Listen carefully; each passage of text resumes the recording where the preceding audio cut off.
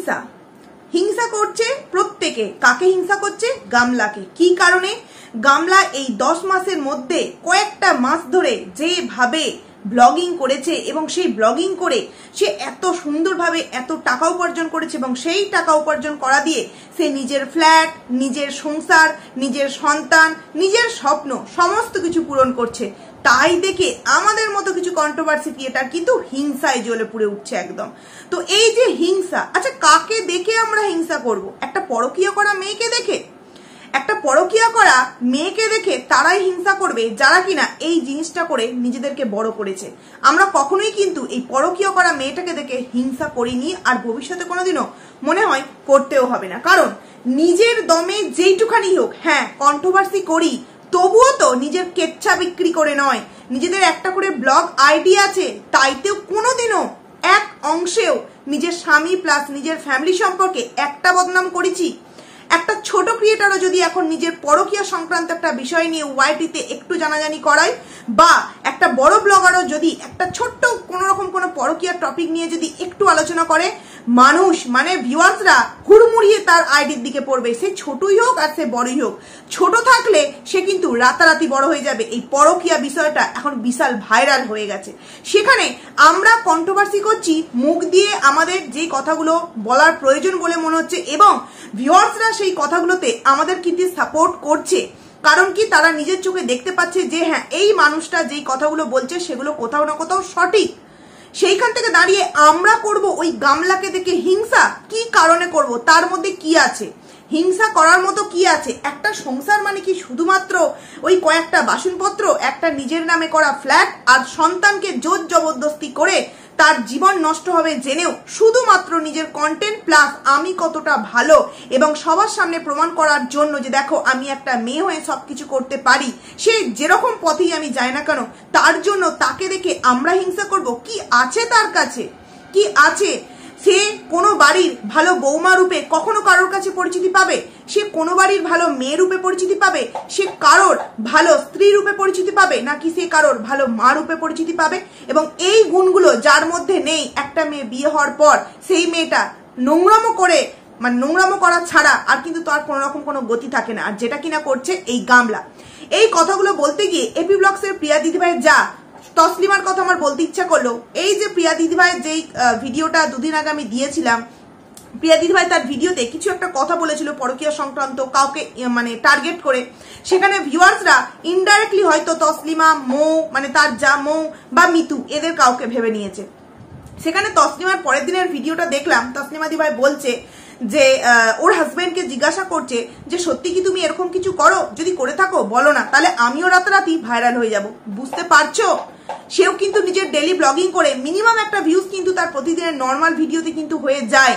কারণ তার কাছে যেই মানুষগুলো তার ভিডিও দেখতে যায় তার মধ্যে একটা ভদ্রতা, নম্রতা এবং কোনো রকম কোনো কুট পাঁচালি এবং কোনো রকম কোনো পরকীয়ার গন্ধ নেই। এইবার যদি তার ব্লগিং এ পরকীয়ার কোনো ছোঁয়া থেকে থাকে, তাহলে তার যে ভিউজটা পার ডে 10,000 থেকে 15,000 হচ্ছে, অটোমেটিক্যালি সেই ভিউজটা চলে যাবে 60,000-এ। সে নিজেও জানে, যেই কারণে সে তার ভিডিওতে বলছে তুমি করো করো আর একটা পরকীয়া করো, বউকে নিয়ে এসো, আর সেই বউকে দেখিয়ে আমি রাতারাতি ভাইরাল হয়ে যাব। সেখানে যেই মেয়েটা ব্লগিং স্টার্ট করলো, নিজের নামে আইডি শুরু করলো, পরকীয়া সংক্রান্ত বিষয়কে লোকের কাছে প্রমাণ স্বরূপ তুলে ধরবার জন্য, তার কিছুদিন আগে সে কমেন্ট্রিতে নিজের পরকীয়ার সমস্ত প্রমাণ আমাদের সামনে একদম এইভাবে উজাড় করে দিয়ে দিল। তারপরেও সেই মেয়েটাকে দেখে আমরা হিংসা করব? যারা এই কমেন্টস গুলো করছো না, তারা নিজেদেরকে না এই ওয়াইটি প্ল্যাটফর্মে একটা হাসির পাত্র বা পাত্রী যেই কমেন্টস করো তুলে ধরছো নিজেরা নিজেদেরকে, আমাদেরকে নয়। আমরা কখনো আমাদের নিজেদের সাংসারিক কেচ্ছা প্লাস কোন রকম কোনো খারাপ কথা বিক্রি করে কিন্তু একটা টাকাও ইনকাম করি না। যা ইনকাম করি নিজের মুখের বলা কথা দিয়ে। সেখানে তোমাদের এই বেফালতু কমেন্টস গুলো না জাস্ট হাস্যকর কমেন্ট রূপে আমি অন্তত মনে করছি। কারণ কালকে প্লাস পরশুর ভিডিওতে যবে থেকে গামলার ফ্ল্যাটটা নিয়েছে তবে থেকে আমরা যে ভিডিওগুলো করছি, এই কমেন্টসটা আসবেই আসবে যে কেন তোমার হিংসা হচ্ছে? একটা মেয়ে এত কিছু করছে, একটা মেয়ে ওই করছে নাই করছে, তোমার হিংসা হচ্ছে? কিসের হিংসাটা আমরা করব? হিংসা করার মতো কিছু কি আছে? আমি তো মনে করি আমাদের মতো যে সমস্ত কন্ট্রোভার্সি ক্রিয়েটাররা নিজেদের সংসারকে ভালো জায়গায় রেখে শুধুমাত্র নিজের বলা কথা দিয়ে একটা জায়গায় এসে দাঁড়াতে পেরেছে, সে 3,000-এরই হোক, 4,000-ই হোক, 10,000 হোক আর 20,000 হোক, তাদের তবু ভদ্রতা আছে, তাদের তবু একটা স্ট্যান্ডার্ড আছে। কিন্তু যে নিজের চরিত্রকে বিক্রি করে দিয়ে, যে পাশের সিটে কে আছে, পাশের বাসের সিটে মনাই কাকা, আর আমি সারা রাত কার কাঁধে মাথা রেখে ঘুমিয়েছি? ঠাম্মির। তারপরে ওই বাসেরই কোনো এক যাত্রী না জানা, মানে হয়তো জানে না, ভুলবশত সেই বাসেরই একটা ভিডিও ক্লিপ ভাইরাল করে দিল। সেখানে আমরা চাক্ষুষ দেখতে পেলাম কি সেই মেয়েটির পরকীয়া করা সেই পুরুষটি তার সঙ্গে ছিল। তার মানে সে ওখানে নিশ্চয়ই মানে অন্য কিছু করতে যায়নি, দর্শন যেমন মন্দির দর্শন করতে গিয়েছিল, তার সাথে আরো অনেক কিছুই দর্শন করতে গিয়েছিল। সেই রকম মেয়েকে দেখে হিংসা করার থেকে না আমরা যেভাবে আছি সেইভাবেই আমরা ফার বেটার আছি বলে মনে করি। তো যাই হোক, অনেক কথা বলে ফেললাম। Hello guys, welcome to my channel. বন্ধুরা, তোমরা কেমন আছো? আশা করছি খুব ভালো আছো। আমিও খুব ভালো আছি। পায়েলস ফ্যামিলিতে নতুন একটা ভিডিওই তোমাদেরকে অনেক অনেক স্বাগত জানাচ্ছি। তো কি কথা বলবো এই ভিডিওটাতে? এই ভিডিওতে এমন একটা কথা বলবো যেটা সত্যি তোমরা শুনলে হয়তো অবাক হবে। এই যে গামলা এত জিনিসপত্র কিনছে, এত মানে বিশাল, মানে ফ্ল্যাট থেকে আরম্ভ করে, কারণ আমি আমার স্ট্যান্ড পয়েন্টে কিন্তু একদম এখনো পর্যন্ত স্থির আছি। আমার পজিটিভ ভিউয়ার্সরাও আমাকে বুঝিয়েছে যে পায়েল, কোনো রকম কোনো তোমার নতুন মানে সেকেন্ড হ্যান্ড ফ্ল্যাটও যদি নিজের নামে নতুন করে কেনা হয়, সেই বাড়িতে গৃহপ্রবেশ ছাড়া কিন্তু কেউ ঢোকে না। তো এখানে আমি দিদিভাইদের একটা কথা বলতে চাইছি। দিদিভাইরা, তোমরা কি ভিডিওতে এখনো পর্যন্ত দেখেছো যে ও গৃহপ্রবেশ করেছে? আমি যতদূর জানি ও ওই ফ্ল্যাটটা কিনেছে। আমি এখনো পর্যন্ত আমার স্ট্যান্ড পয়েন্টে দাঁড়িয়ে আছি। আর আমি যেখান থেকে খবর এতদিন অবধি পেয়েছি এই বিষয়টা সম্পর্কে, এই টপিক সম্পর্কে, কখনো আমি ভুল হইনি। তো সেখানে আমি এত ইজিলি কিন্তু এই খবরটাকেও মানে কি বলবো, অমান্য করতে পারবো না। আমি বলা কথা ফিরিয়েও নেবো না যে না ওটা ও রেন্টে নিয়েছে। হ্যাঁ, এবার মানুষ মাত্রই ভুল হতে পারে। যখন আমি ভুল রূপে প্রমাণিত হব যে ওই ফ্ল্যাটটা ও রেন্টে নিয়েছে, তখন অবভিয়াসলি আমি আমার ভিউয়ার্সদের কাছে বলবো যে হ্যাঁ, হয়তো আমি ভুল ছিলাম, এটা আমি বলবো। কিন্তু এখনো পর্যন্ত আমি এটাই বলবো যে ও ওই ফ্ল্যাটটা কিন্তু নিজের নামেই কিনছে। কারণ কি, আমি বারংবার ডে ওয়ান থেকে বলছি যে ও ওই ফ্ল্যাটটা এখনো পর্যন্ত কেনেনি, হোম লোনের মানে চেষ্টা করছে। ও কিছু টাকা দিয়ে ওখানে ঢুকেছে, তারপর যথারীতি ওটাকে কিনে নেবে। এইবার যারা এই গৃহপ্রবেশের বিষয়টাকে কেন্দ্র করে বলছো, ও কিন্তু আজকেও যে ভিডিও দিয়েছে সেটা নিয়ে আমার এই ভিডিও নয়, পরের ভিডিওটা দেবো, সেখানেও অনেক ধামাকাদার কথা আছে। তো সেই ভিডিওতেও কিন্তু ও গৃহপ্রবেশ দেখায়নি। কারণ কি, ও গৃহপ্রবেশ করবে তারপরেই কিন্তু এন্ট্রি নেবে, তার আগে ও জিনিসপত্রগুলো রেখে আসছে। যেরকমটা আমি আমার এই বাড়িতে আসার ক্ষেত্রে করেছিলাম, যেহেতু আমার ওই বাড়ি থেকে এই বাড়িটা অনেকটা মানে মোটামুটি দূরত্বের। তো আমি এক সপ্তাহ আগে থেকে সমস্ত ওই খাট, বিছানা, আলমারি সমস্ত কিছু কিন্তু শিফটিং করেছিলাম। তারপর যেই দিন গৃহপ্রবেশ সেই দিন একদম পুজো দিয়ে একদম লোকজন নিমন্ত্রণ করে তারপর কিন্তু ঘরে আমরা প্রত্যেকে ঢুকি। তো সেখানেই আমি বিষয়টা জানি যে জিনিসপত্র আগে আনাই যায়, নাহলে সেই দিনকে লোকজন এলে থাকতে দেবো কোথায়, খেতে দেবো কি, সে একটা প্রবলেম। তো সেখানে আমি প্রথম দিন থেকে বলেছি ও ওই রেন্টটা, ওই ফ্ল্যাটটা কিন্তু নিজের করে কিনছে। সেখানে আমি আমার কথাতে এখনো পর্যন্ত আমি অনড় থাকছি। দিদিভাইরা প্লিজ কিছু কেউ মনে করো না, আমি ভুল হলে অবভিয়াসলি স্বীকার করে নেবো যে আমি ভুল ছিলাম। এবার বিষয় হচ্ছে, একটা মেয়ে একটা ফ্ল্যাট কি কেনেনি, লোন নেবে, প্লাস এই যে কালকে ফ্রিজ থেকে আরম্ভ করে, ইন্ডাকশন থেকে আরম্ভ করে, এই যে একটা সংসারের যাবতীয় জিনিস সমস্ত কিছু কেনাকাটা যে করলো, সেখানে তার বাবাও কিন্তু মেয়ের কেনার যে একটা ফায়দাতে নিজের ফায়দাটা করে নিল, নিজেও নিজের জন্য একটা ইন্ডাকশন কিনে নিল, আদার্স অনেক কিছু টুকটাক ঘর ঝাড় দেওয়ার ঝাড়ু, ঝুল ঝাড়ার ঝাড়ু, এগুলোও কিন্তু ওই সুযোগে কিনে নিয়েছে।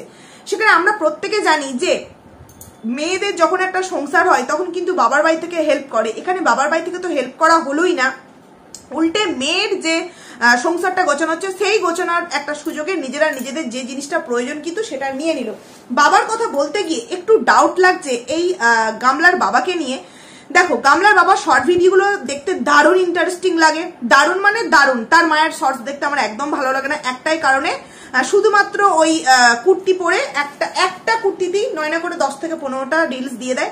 কিন্তু তার বাবা রিলসগুলো ভালো লাগে মানে মানুষকে বোকা বানাবার জন্য, মানুষকে অন্যদিকে তার মুডটাকে ঘোরাবার জন্য কিভাবে চালাকিগিরিটা করে। আচ্ছা বলো, একটা কসমেটিক্সের দোকান না কিসের একটা দোকান, একটা ফ্ল্যাট না নিচেই দোকান, ওপরে একটা বাড়ি, সেটা রিলস করে আমাদের সামনে দেখালো, নামটা আমি ভুলে গেছি। তো সেই একটা উটকো বাড়িকে ক্যামেরা করে নিজের ভিডিওতে রিলস বানিয়ে দেখাবার কি কোনো রকম কোনো মানে হয়? ওটা ও হয়তো মানে এই আমাদের সামনে প্রমাণ করতে চাইছে যে এই ফ্ল্যাটটা গামলা কিনেছে। কারণ কি, সেখানে বড় বড় করে কিন্তু অ্যাড্রেসগুলো দেওয়া আছে।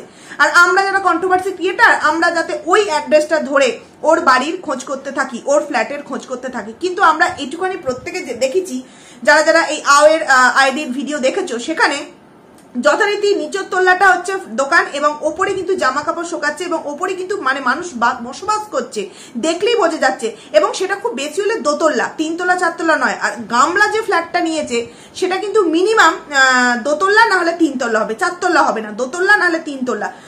তো সেখান থেকে দাঁড়িয়ে কি করে, আর আমি যে খবরটা পেয়েছিলাম যে কোন একটা ব্যাংকের ওখানে, তো সেখানে এই যে ফ্ল্যাটটা মানে যে ওর বাবা যে রিলস ভিডিওটা করে দেখাচ্ছে সেটা লোককে পুরোপুরি ভুল দিকে একটা চালনা করার চেষ্টা করছে। এরপর চলে আসি, আর একদিন দেখলাম রান্না হচ্ছে, একটা চিকেন নাকি রান্না করছে, সেখানে একটা মেয়ে ক্যামেরা ধরে দিচ্ছে, একটা মেয়ের কিন্তু পা দেখা যাচ্ছে। শুধু একটা ভিডিওতেই নয়, একদিন চিকেন রান্না করছে সেই দিনকেও মেয়ের পাটা দেখা গেছে, একদিনকে ডিমের রান্না হচ্ছিল, ছোট ছোট ডিমকে টুকরো টুকরো করে আলু দিয়ে একটা কিছু কষা কষা করছিল রুটি টুটি দিয়ে খাওয়ার জন্য, কারণ ওরকম রান্না রুটি দিয়েই খাওয়া যায়। তো সেখানেও কিন্তু ওই মেয়েটার পা দেখা গেছে। আচ্ছা, যেখানে এই গামলার বাবা থাকে সেখানে এভাবে মনে হয় না যে মেয়েদের অ্যালাউ আছে, মহিলাদের অ্যালাউ আছে, কারণ তার আবার আরেকটা শর্ট ভিডিওতে দেখেছি যে অনেক এরকম পুরুষ আছে এবং ছোট ছোট বেড আছে এবং সবাই দেখছি বসে বসে খাচ্ছে, কেউ ঘুমাচ্ছে, কেউ খাচ্ছে, কেউ বা জামা কাপড় মেলছে, কেউ বা দাঁড়িয়ে আছে, এরকম ভাবে কিন্তু শর্ট ভিডিওতে দেখা গেছে। তাহলে সেখানে যখন রান্না হচ্ছে ওই মহিলাটি ওখানে কি করছে, মানে মাঝে সাথে ডাউট লাগে যে আদেও ওখানে থাকে তো নাকি ওই দিনের বেলাটা ওখানে থাকে, রাত্রিবেলা ওই মানে অন্য কোথাও চলে যায়। নাহলে মহিলা ছেলে যে মানে ছেলেরা যে ক্যাম্পের মধ্যে থাকছে সেখানে মহিলা কোথা থেকে উপস্থিত হয় বন্ধুরা? মানে যেরকম মেয়েও একটা গোলতাবড়ি বিষয় ঘটিয়েছে সেরকম কিন্তু বাবারও মধ্যে একটা গোলতাবড়ি বিষয় আছে। তো যেটা জানি না সেটা নিয়ে বলবো না, তবে হ্যাঁ তার বাবার রিলস ভিডিওগুলো দেখলে মানে ইন্টারেস্টিং এই কারণেই লাগে, অনেক কিছু তথ্য কিন্তু ওখান থেকে মানে আসছে বন্ধুরা। এবার সেই জায়গায় অন্যদিকে আমাদেরকে চালনা করা হচ্ছে, দেখো ওই ফ্ল্যাটটা আমার মেয়ে কিনেছে, কিন্তু আমরা তো খুব ভালো করে জানি যে হ্যাঁ প্রপার অ্যাড্রেস আমরা এখনো কেউ জানতে পারিনি যে কোন এক্স্যাক্টলি কোন ফ্ল্যাটটা নিয়েছে, কিন্তু কোন এরিয়ার মধ্যে নিয়েছে সেটা কিন্তু আমরা জানতে পেরেছি যে টাকি বা মালঞ্চ এই সমস্ত জায়গার মধ্যে কিন্তু ও এই ফ্ল্যাটটা, হাসনাবাদ এরকমের মধ্যে কিন্তু ফ্ল্যাটটাও কিন্তু নিয়েছে। এক্স্যাক্টলি প্রপার লোকেশনটা আমরা না জানলেও এটা তো মোটামুটি আমরা জানতে পেরে গেছি। আর কয়েকদিন ভিডিও ও যদি দেয় এইভাবে তো সেখানে কিন্তু আমরা আরো ইজি ভাবে জানতে পেরে যাব। তো সেখানে বিষয়টা হচ্ছে ওই যে ও যে এত কিছু জিনিসপত্র কিনছে, এই যে ইন্ডাকশন, ফ্রিজ, কিছুদিন আগে ফোন কিনলো, ফ্ল্যাট নিচ্ছে, এত টাকা ও কোথা থেকে পাচ্ছে? কারণ কি দেখো, আগে যখন ও ফোনটা নিয়েছিল ও কিন্তু ক্যাশ টাকা দিয়েছিল একদম, দোকানে আমরা দেখতে পেয়েছিলাম, কিন্তু পরবর্তী সময়ে আমাদেরকে অন্যদিকে ঘোরাবার জন্য বলেছিল যে ওটা আমি ইএমআই তে নিয়েছি।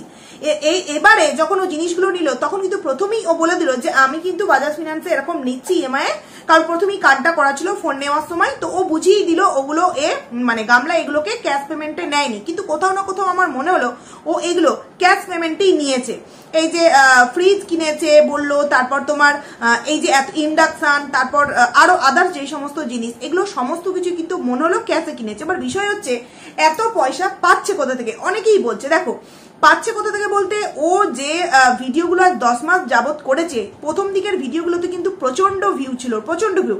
তো সেই থেকে একটা মোটা অ্যামাউন্টের টাকা কিন্তু ও ইনকাম করেছে, তার সাথে অনেক প্রমোশনাল ভিডিও করেছে, তার সাথে কিন্তু ও অনেক গেমিং অ্যাপ নিজের ভিডিওতে দেখিয়েছে, এবং যেগুলোতে আমি বলেছিলাম এক একটা গেমিং অ্যাপের জন্য প্রায় 22,000, 25,000, 18,000 করে কিন্তু টাকা দেওয়া হয়, কারণ কি ওগুলো খুব রিস্কি।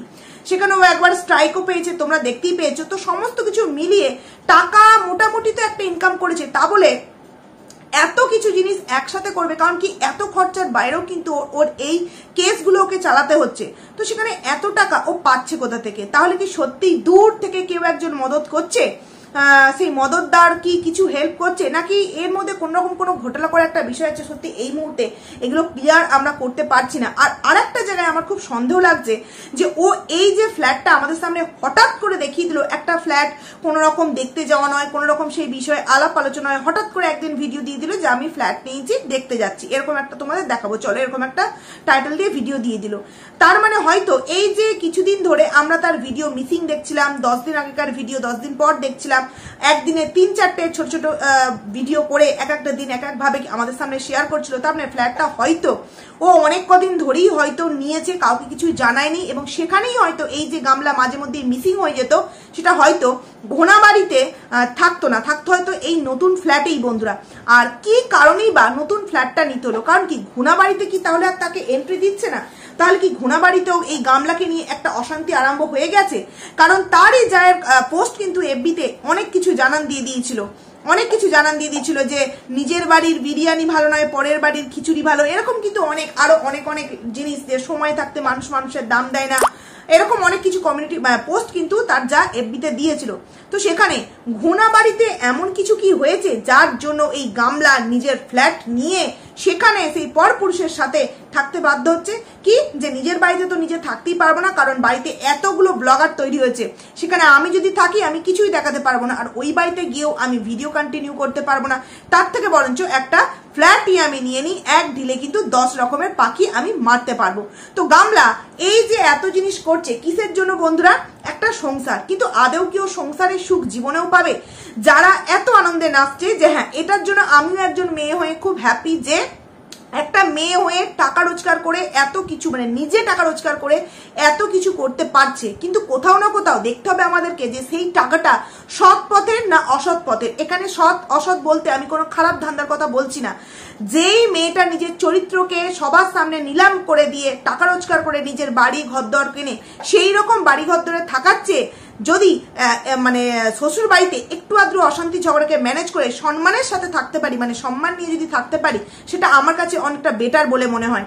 সেখানে দাঁড়িয়ে ও যে এত কিছু করছে, এই যে একটা সংসার, এটাকে কি সংসার বলা চলে বন্ধুরা?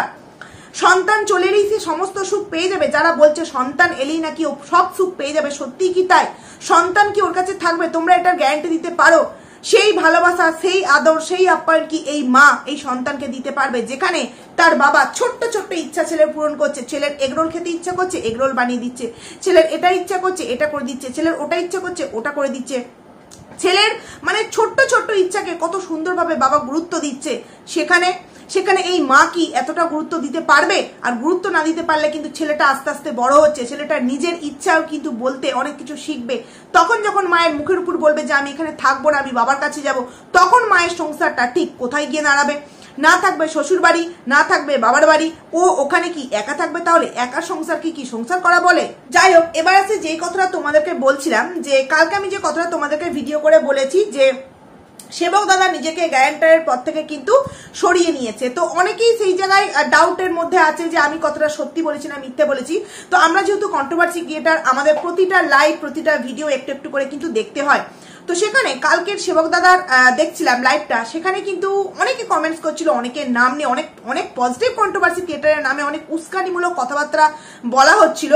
তো যাই হোক, সেখানে একজন বলছিল যে দাদা ভেতরের খবর কিন্তু লিক হয়ে যাচ্ছে, খুব সাবধান, ঘরের মধ্যে কোনো শত্রু নেই, তো এই ধরনের কথা বলছে। তখন সেবক দাদা বলছে যে ওসব নিয়ে চিন্তা নিও না, যেটা লিক হয়েছে সেটাতে কিছু প্রবলেম হবে না, আর কেসের বিষয়ের কথা এমন ভাবে আমি চাপা রেখেছি সেগুলো কেউ বের করতে পারবে না। তার মানে আমি যে কথাটা তোমাদের সামনে বলেছিলাম যে সেবক দাদা গ্যারেন্টারের পদে ছিল এবং সেখান থেকে সে নিজেকে সরিয়ে নিয়েছে, এই ফ্ল্যাটটা কিনেছে, এটা কেন গামলা এবং গামলার মা ইনডাইরেক্টলি ভিডিওর মধ্যে বুঝিয়ে দিয়েছে, যাতে অনেক ভিউয়ার্স বুঝে গেছে যে হ্যাঁ হয়তো ওই ফ্ল্যাটটাও কিনেছে, এটা কেন সে জানান দিয়েছে। এই নিয়ে তাদের মধ্যে যে একটা মনোমালিন্য হয়েছিল, সেটা যে আমরা মানে কোনো ক্রমে কোথা থেকে হোক জানতে পেরেছি, সেটা যে সে স্বীকার করলো, সেটা কিন্তু তোমরা সেবক দাদার লাইভে গেলে বুঝতে পারবে। তো তোমাদের সেবক দাদার লাইভে যাওয়ার দরকার নেই, যারা আমাকে বিশ্বাস করো তো করো, আর যারা করো না তারা গিয়ে দেখতে পারো।